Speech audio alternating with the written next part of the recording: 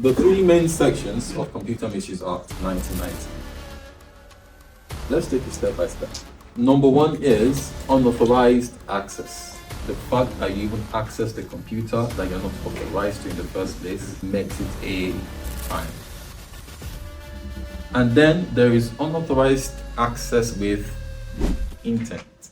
And the third one is unauthorized access with intent to commit or facilitate a crime. If it's not your document, close it.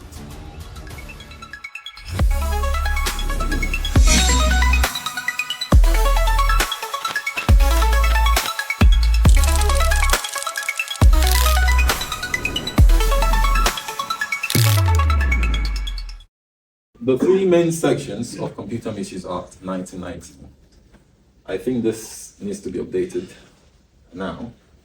It's quite comprehensive. It's short, but it's actually comprehensive. However, I do think it's due for an update, especially with the introduction of AI and several things.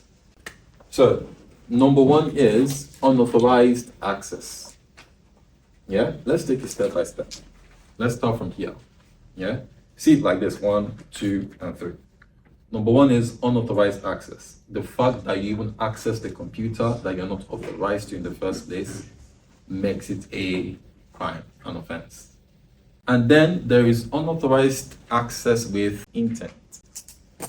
Again, unauthorized access, then unauthorized access with intent, and the third one is unauthorized access with intent to commit or facilitate a crime or further crime, yeah, or to destroy something.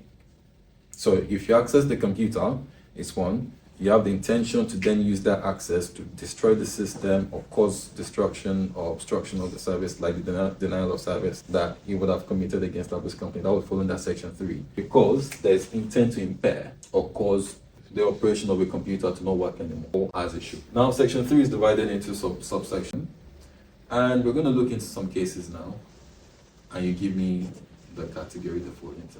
So, Section 1. Unauthorized access to computer material. If it's not your document, if it's not yours, close it. Don't open it. And that's why in some emails, at the bottom of an email, you see this was addressed to this was not for you. Please delete or don't open, something like that, because you're breaking confidentiality, privacy, and several other offenses, especially unauthorized access. If your password is weak, it's not my business. Do you get it? So even if your password is weak and I know it and I guess your password, I enter into your system, it doesn't mean it's your fault. It doesn't mean I have the right to because you have a weak password. Even if I guess, yes, I did not crack it, yes, I did not use a cracking tool, I did not launch an attack against you, I just went to your computer, I guessed the right, I have still committed offense 1, unauthorized access. That could be for fun. So there's no intent in that situation, right? But that could have just been by mistake as well, but it's a crime. And then this requires knowledge of unauthorized access. You are aware that you are accessing this computer or this system and you're not authorized to. You are aware of it, yeah? And your act of crime also now supports what you're aware of. So let's say you're aware of the crime and you started, but then you realized and you stopped and you did not access anything. That may not qualify for this offense.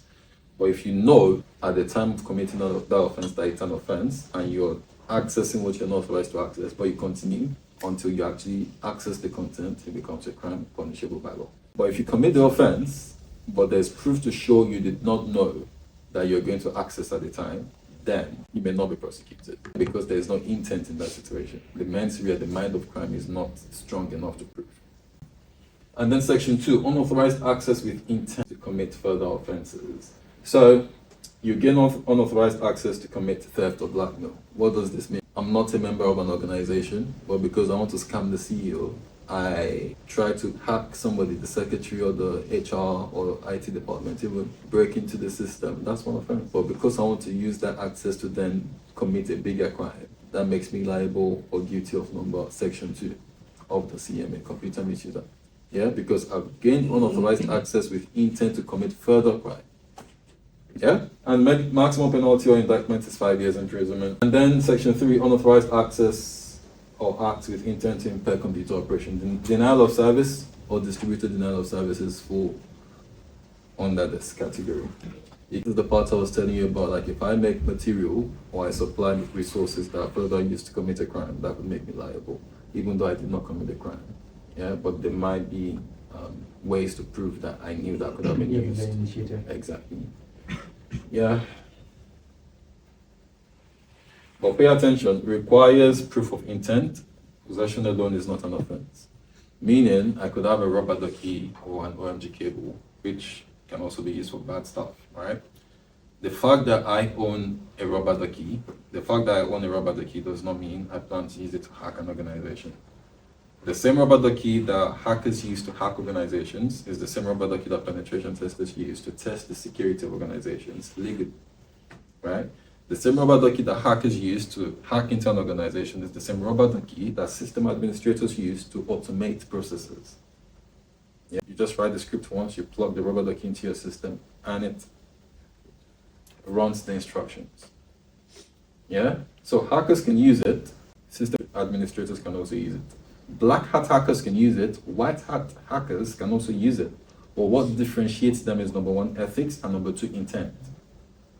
The mode of operation might be similar, the approach might be similar, the tools might be similar, but because the intent is not the same, one has authorization, therefore legal, the other one is for malicious purposes, so that differentiates.